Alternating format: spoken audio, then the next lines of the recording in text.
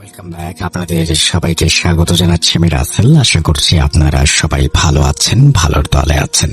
আমিও ভালো আছি আর ভালোর দলে আছি। যেভাবে লেখা আছে সেভাবেই পড়ে শোনাচ্ছি। আসসালামু আলাইকুম রাসেল ভাই, আমি আশরাফুল ইসলাম অনিক। আমার বাসা ঝিনাইদহ জেলাতে। এক্সাক্ট ঠিকানাটা বলছি না, কারণ যদি ঘটনাটি সিলেক্ট হয় তখন এটা শুনে অনেকেরই উৎসুক আগ্রহ ভয়াবহতার কারণ হতে পারে। আশা করি আপনি ভালো আছেন, আমিও আলহামদুলিল্লাহ ভালো আছি।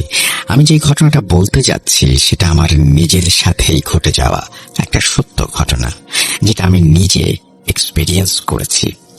এর সাথে যুক্ত আছে আমার আরো কিছু বন্ধু সবুজ, হৃদয় এবং মামুন। ঘটনাটা 2019 সালের জানুয়ারি মাসের শেষের দিকে, শীতের শেষ পর্যায়ে ঘটা। তখন আমরা সদ্য ইউটিউবিং শুরু করেছি। আমাদের চ্যানেলের কন্টেন্ট ক্রিয়েটিং থেকে শুরু করে সব আমি নিজে করতাম।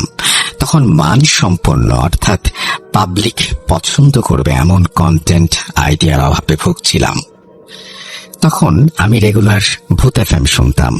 সেই ভূত এফএম এর ইন্সপিরেশনে ভাবলাম, রেডিওতে ভৌতিক ঘটনা বলা হয় আর আমরা ভৌতিক জায়গাগুলো ঘুরে দেখাবো, সাথে ওই সমস্ত জায়গায় মানুষের সাথে ঘটে যাওয়া ঘটনাগুলো তাদের মুখে শুনবো। বন্ধুদের আইডিয়াটা জানানোর পর সবাই একবারেই রাজি হয়ে গেল। তখন এমন কোনো কন্টেন্ট ক্রিয়েটর আসলে ছিল না। আমরা ঠিক করলাম প্রথমে নিজের জেলাতে কিছু ভৌতিক জায়গা ঘুরে দেখব, তারপর যদি তেমন রেসপন্স পাই তাহলে জেলার বাইরে আমরা পা বাড়াবো। তারপর মামুন একটা জায়গার আইডিয়া দিল, যেটা আমাদের এলাকা থেকে মোটামুটি 10 থেকে 12 কিলোমিটার দূরে। সে ছিল এক জমিদার বাড়ি, যেটা আনুমানিক 100 থেকে 150 বছর যাবত খালি পড়ে আছে। লোকমুখে শোনা যায় 100 বছর পূর্বে এই বাড়িতে ওই এলাকার তৎকালীন জমিদার থাকতো, যারা পরে কোনো কারণে সেখান থেকে চলে যায়। সেই বাড়ির সামনে দিয়ে সন্ধ্যার পরে তো দূরের কথা, ভর দুপুরে কেউ একা যেতে পারে না। অনেক কথা শোনা যেত। কেউ বলতো বাচ্চার কান্নার আওয়াজ পায়, কেউ বলতো বাড়িতে হাঁটা চলার আওয়াজ পায়, কত কি। মামুনের কাছে জায়গার কথা শুনে ঠিক করলাম পরদিন দুপুরে আমরা সেই জায়গার উদ্দেশ্যে রওনা দেব। যেই ভাবা সেই কাজ। পরদিন ঠিক 2টার পর আমরা 4 জন একত্রিত হয়ে গাড়িতে চড়ে রওনা দিলাম সেই বাড়ির উদ্দেশ্যে। সেই বাড়ির সামনে গিয়ে পৌঁছালাম আনুমানিক 3:30 পর। বাড়িটার একটু বর্ণনা দেই। বাড়িটার মেইন দালানটা হলো দোতলা বিশিষ্ট। সেই বাড়ির সাথে লাগোয়া ছিল লম্বা একটা রুমের মতো একতলা বিশিষ্ট ঘর, যেটাতে হয়তো তারা তাদের গরু ছাগল রাখতো। বাড়ির পেছনের দিকে ছিল মানুষ হেঁটে চলাচলের রাস্তা। বাড়িটার একেবারে সোজা বরাবর কিছুটা দূরে ছিল তাদের রান্নাঘর এবং তার পাশে ছিল তাদের হয়তো তৎকালীন সময়ের বাথরুম। বাড়িটা পুরো 4 কোণা ভাবে সাজানো ছিল, যেমন এক মাথায় মেইন দালান, ডান পাশে গোয়াল ঘর, আরেক মাথায় রান্নাঘর, বাথরুম, বাম পাশে বেড়া, যা পরে এলাকাবাসীরা দেয়াল নির্মাণ করে পুরো বাড়িটাকে আটকে দিয়েছে। বাড়িতে ঢোকার কোনো রাস্তাই রাখেনি। ভালো কথা, ওই জমিদার বাড়ির পাশে একটা নতুন বাড়ি হয়েছে, যেখানে একটা পরিবার থাকে, কিন্তু পাশের বাড়ির পেছনের সাইডে জমিদার বাড়িটা, যার কারণে পাশাপাশি থাকলেও তারা ভুল করেও জমিদার বাড়ির দিকে আসে না।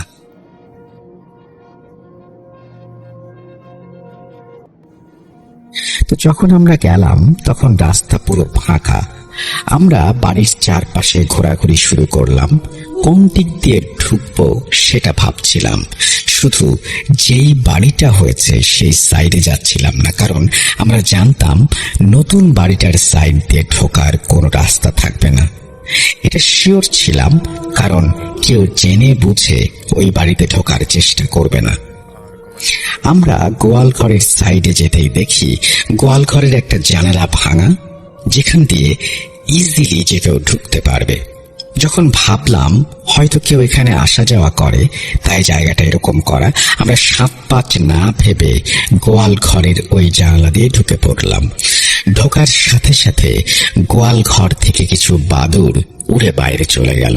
গোয়াল ঘরের অবস্থা দেখে বোঝা যাচ্ছিল এখানে কেউ মনে হয় কয়েক বছরেও ঢোকেনি। আমি পুরো গোয়াল ঘরে একটা জিনিস দেখে মুগ্ধ হচ্ছিলাম, দেয়ালে করা কারুকার্য। আমরা গোয়াল ঘরটা পার করলাম। আমি গোয়াল ঘর পার করেই উঠোনের মাঝখানে এসে দাঁড়িয়ে বাড়িটার চারদিকে একটা ফুটেজ নিচ্ছি। ঠিক তখনই আমার শরীরটা হঠাৎ করে ভার হয়ে গেল। মনে হচ্ছে আমার শরীরের ওজন হঠাৎ বেড়ে গেছে। আমি ভাবলাম সকালে ফুটবল প্র্যাকটিস করেছি, রেস্ট নেওয়ার কথা যখন, তখন এই জায়গায় আসলাম। হয়তো শরীর দুর্বল হওয়ার কারণে আমি এরকম ফিল করছি। একটা জিনিস বলে রাখি, আমি ছোট থাকতে হাফিজি মাদ্রাসায় পড়েছি এবং আমার একটা বড় সমস্যা ছিল, আমি জিনদের উপস্থিতি উপলব্ধি করতে পারতাম। অনেকভাবে অনেক জিন আমাকে দেখা দিয়েছে, অনেকভাবে ভয়ও দেখিয়েছে। সেগুলো নিয়ে অনেক ঘটনা আছে, অন্য কোনো দিন বলবো। তো আমি উঠোনের মাঝে দাঁড়িয়ে পুরো বাড়িটার ফুটেজ নিচ্ছিলাম, আর সবুজ মেইন দালানটার বাইরের দৃশ্যের ফুটেজ নিচ্ছিল ফোনের ক্যামেরা দিয়ে। মামুন রান্নাঘরের দিকটা দেখছিল। ঠিক তখনই হৃদয় গোয়াল ঘরের দরজার সামনে থেকে দাঁড়িয়ে আমাকে ডাক দিয়ে বলল, অনিক, আমরা বের হই। কেন, কি হয়েছে? জায়গাটা ভালো লাগছে না, চল যাই রে। আরে পাগল, আসলাম মাত্র, দাঁড়া কয়েকটা শট নেই। মানুষের কাছে ঘটনা শুনে সেটার ফুটেজ নিয়ে তারপরে যাব। লাগবে না, কিছু করতে হবে না, তুই চল রে বাপ। আচ্ছা কি হয়েছে বলবি তো? তোরা সবাই যখন গোয়াল ঘর থেকে বের হলি তখন আমি গোয়াল ঘরে ছিলাম, প্যান্টে ভালো লেগেছিল সেটা ঝাড়ছিলাম। বের হওয়ার সময় দেখলাম রান্নাঘর থেকে একটা কালো অবয়ব, যেটা দেখতে একটা বাচ্চার মতো, তোর পেছন দিয়ে এক দৌড় দিয়ে বড় ঘরটাতে চলে গেল, আর কেমন যেন ধোঁয়ার মতো মিশে গেল। আমার বুঝতে বাকি রইল না আমার শরীর ভার হওয়ার কারণ কি। আমি হৃদয়কে আমার সাইডের কথা না বলে বললাম, আচ্ছা তাহলে তুই রাস্তার সামনে মুদি দোকানে গিয়ে বস, আমি আসছি। তখন হৃদয় আমরা যে দিক দিয়ে ঢুকলাম সেদিক দিয়ে বের হয়ে গেল। আমি আবারও বলছি, আমরা যে ভাঙা জানালা দিয়ে ঢুকেছি সেদিক দিয়েই হৃদয় বেরিয়ে গেল। কথাটা দ্বিতীয়বার কেন বললাম একটু পরে বুঝতে পারবেন। তখন আমি একটা স্বার্থপরের মতো কাজ করি, সেটা হলো আমি খারাপ কিছু ইঙ্গিত পেয়েও, এমনকি হৃদয়ের মুখের থেকে কিছুটা শুনেও মামুন সবুজকে কিছু জানালাম না, কারণ আমি জানতাম ওরা ভয় পাবে আর ওরা ভিডিও করতে চাইবে না। তখন আমি এতটা ভিডিওর নেশায় পড়ে গিয়েছিলাম যে কোনো বিপদের তোয়াক্কা না করে আমি মামুন সবুজকে বললাম, হৃদয়ের শরীর ভালো লাগছে না, ও বাইরে দাঁড়াচ্ছে, আমাদের ভিডিও করতে বলল, যেটার জন্য আমি খুবই দুঃখিত। যদিও এর মাসুল আমাকে একাই দিতে হয়েছে, আমার বন্ধুদের কিছু হয়নি, আলহামদুলিল্লাহ। তারপর শুরু হয় ভিডিও করা। আমরা গোয়াল ঘর, রান্নাঘর এবং বাথরুমের বিভিন্ন শট নিলাম।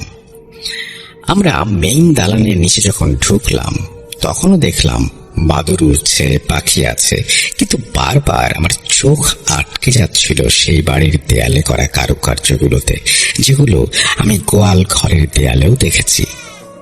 নিচতলায় মূলত দুটো রুম ছিল, আর একবারে বাম পাশে ছিল সিঁড়ি ওপরে ওঠার, যেটার দরজা আটকানো ছিল, আর সিঁড়ির নিচে ছিল একটা সিঁড়ি ঘর যেটার দরজা খোলা থাকতো। তড়িৎভাবে দেরি না করে দরজা খুলে ঢুকে পড়লাম আমি আর সবুজ। মামুন বাইরে দাঁড়িয়ে ফুটেজ নিচ্ছিল। সবুজের হাতে ছিল ক্যামেরা, আর আমি ক্যামেরার সামনে থেকে বিস্তারিত সামনে থাকা জিনিসগুলো নিয়ে আলোচনা করছিলাম।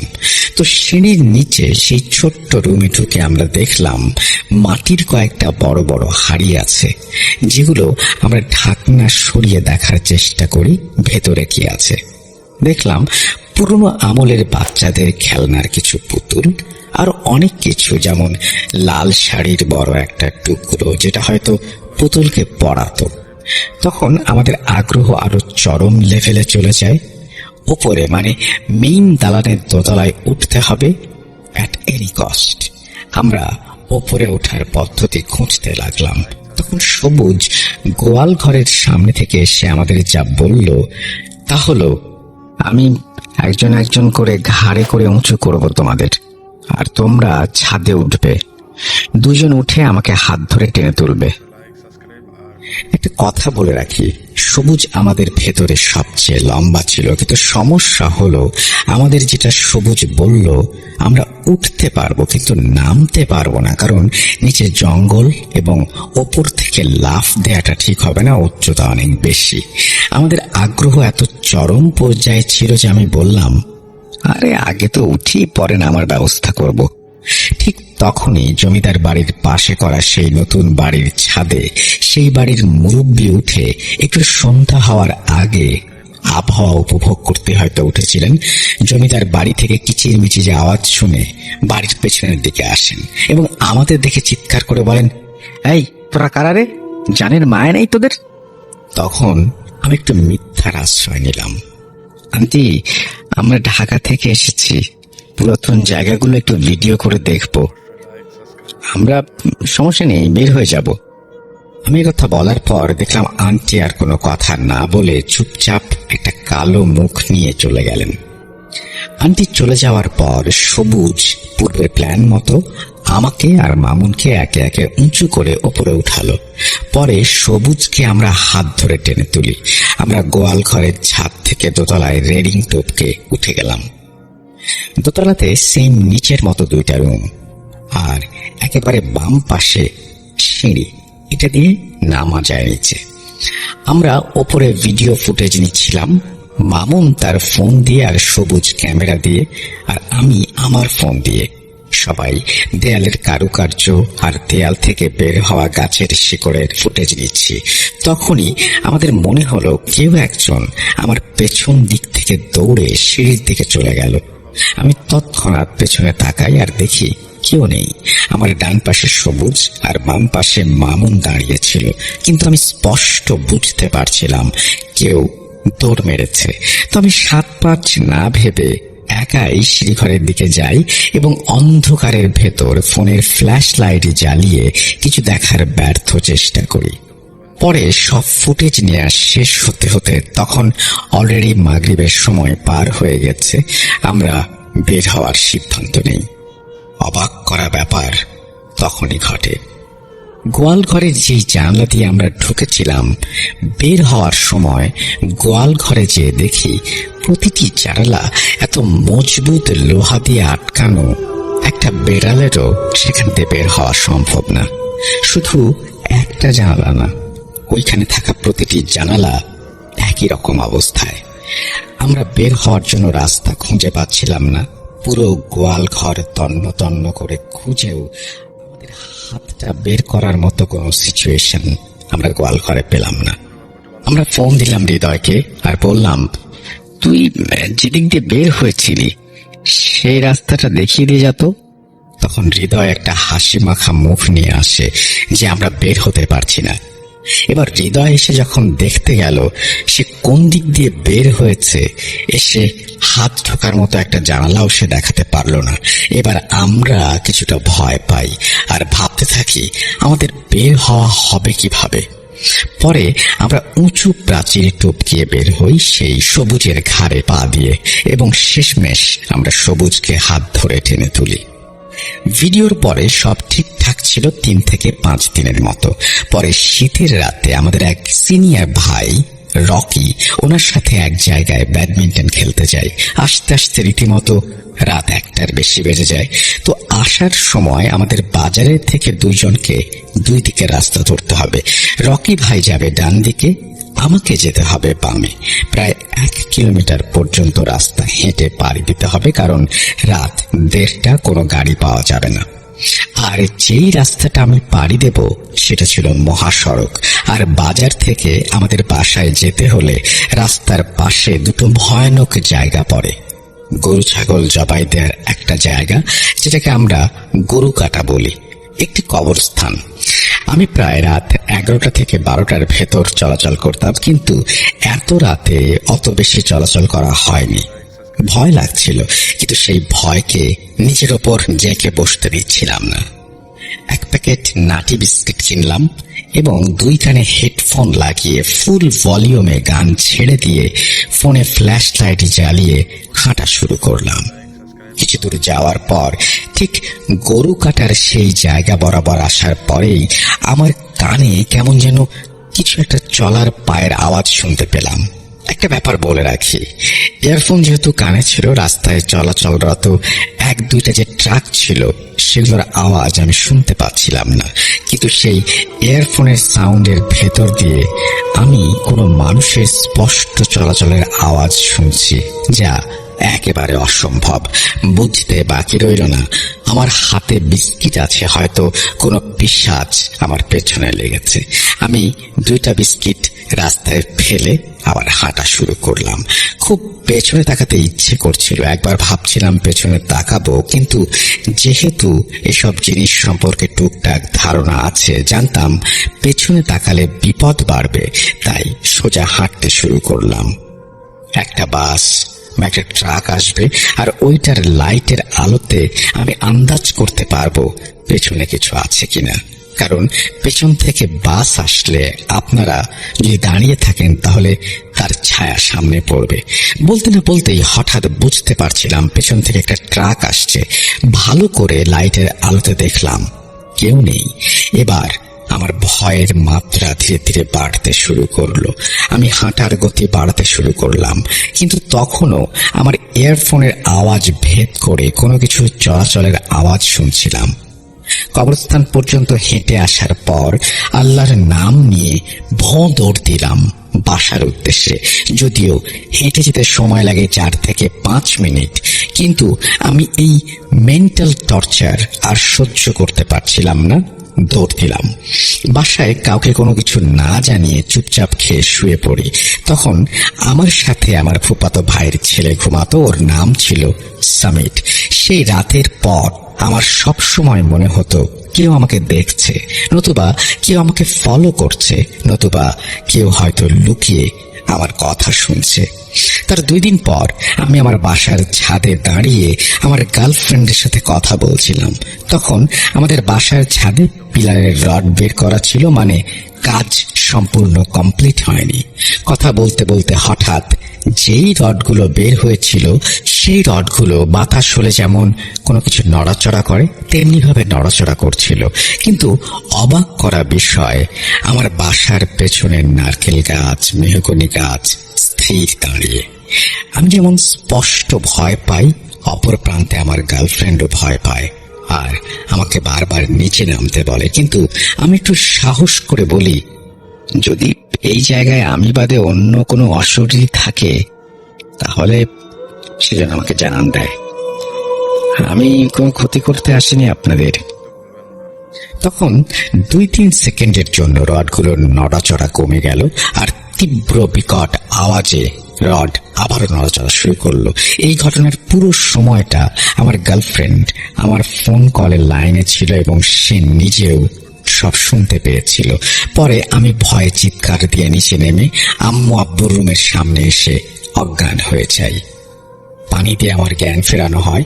শরীরে প্রচুর জ্বর নিয়ে আমি ওই দিন ঘুমিয়ে পড়ি। ঘটনা এখানে শেষ হলো না, এখন একটা টুইস্ট বাকি। মধ্যরাত আনুমানিক 2টা-2:30 বাজে। তখন ঘুমটা হঠাৎ ভেঙে যায়।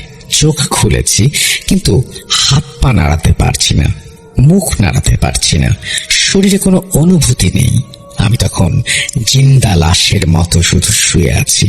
ঠিক তখনই দেখলাম আমার রুমের দরজা লাগানো, তবুও সেই দরজার ভেতর দিয়ে একটা ছোট বাচ্চা, কালো জামা পরা, চেহারা বোঝা যাচ্ছে না, কিন্তু সে আলতো পায়ে আমার দিকে হেঁটে আসছে। আমি ভয়ে ঘেমে একাকার হয়ে গেলাম।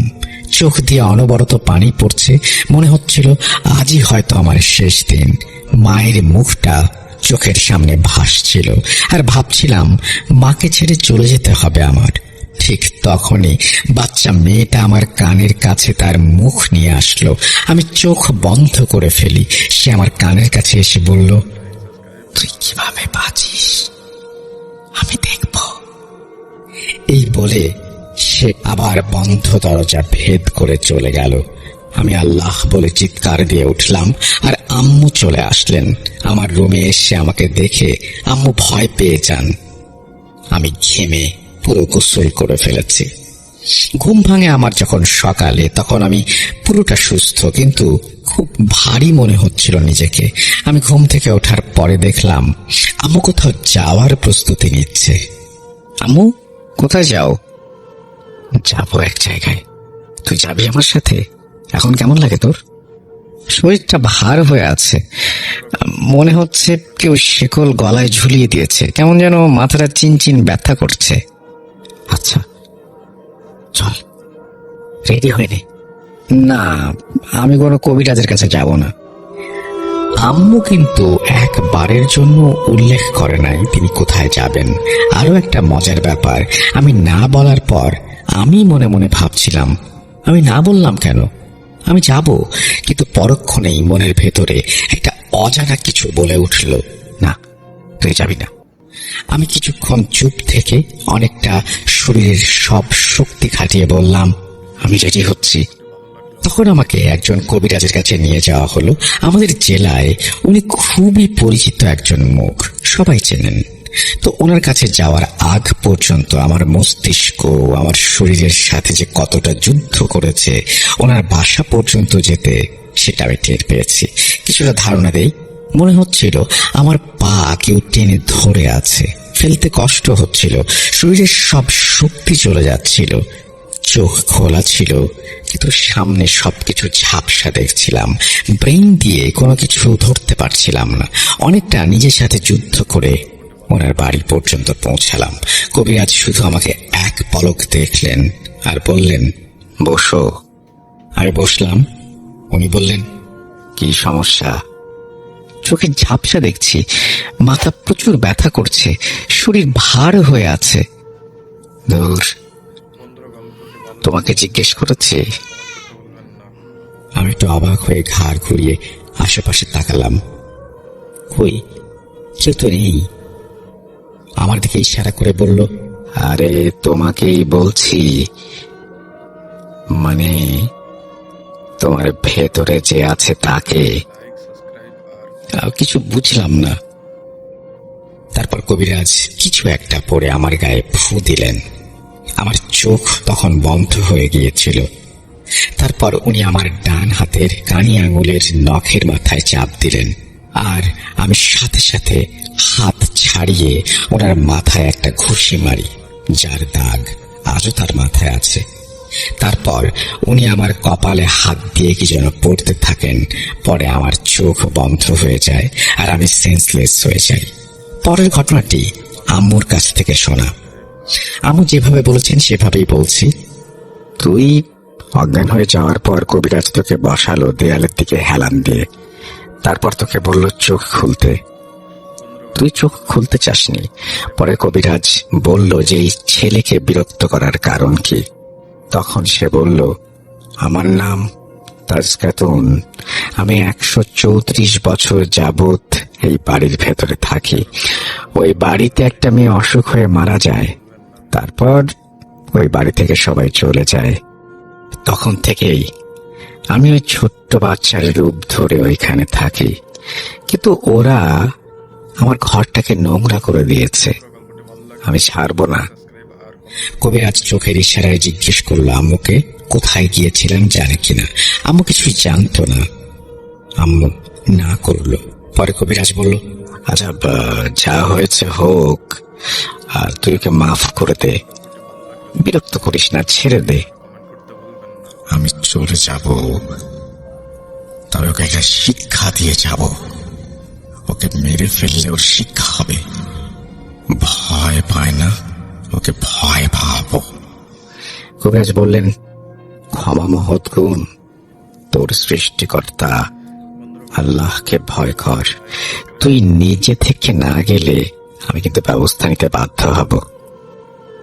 তুই আমার কিছুই করতে পারবি না। এরপর কবিরাজ তেল পড়া আর পানি পড়া তোর শরীরে ছিটিয়ে দেয়। কি যেন দোয়া পড়ছিলেন তিনি, তুই ছটফট করছিলি। পরে কিছুক্ষণ পরে থেমে গেলি আর কবিরাজ বলল, কোনো সমস্যা নেই, জিনটাকে মেরে ফেলেছি। ওর জ্ঞান আসলে ঠিক হয়ে যাবে। যাই হোক, এর 2 ঘন্টা পরেই আমার হুঁশ আসে। অনেকটা হালকা ফিল করছিলাম, শরীরে প্রচন্ড ব্যথা। আমার হুঁশ আসা পর্যন্ত আমরা কবিরাজের বাসাতেই ছিলাম এবং আমার পাশে আম্মু বসেছিল, অপেক্ষা করছিল আমার জ্ঞান ফেরার। পরে কবিরাজ বলেছিলেন, জিনটা ওর শরীরে ছিল গতকাল থেকে, কিন্তু ওর উপরে তেমন কাবু করতে পারেনি। কারণ কি, ও এই জিন নিয়ে ঘুমিয়েছে, এই পর্যন্ত এসেছে, এটা জানার পরেও সে কিছু করেনি। সে জানতো ওর মৃত্যু নিশ্চিত। একটা কথা বলে রাখি, উনি জিন সংক্রান্ত সমস্যায় জিনগুলোকে বাঁচিয়ে রাখেন না, কারণ উনি ভাবেন এইগুলো পরে ওনার অনেক ক্ষতি করতে পারে। তখন আম্মু মাদ্রাসায় পড়ার সময় ঘটে যাওয়া কিছু ঘটনার বর্ণনা করার পর কবিরাজ বললেন, ওর নিজের নফসের ওপর যথেষ্ট কন্ট্রোল আছে, আল্লাহ বাঁচিয়ে রাখুক। পরে কবিরাজের কাছ থেকে বিদায় নিয়ে সেখান থেকে চলে আসি।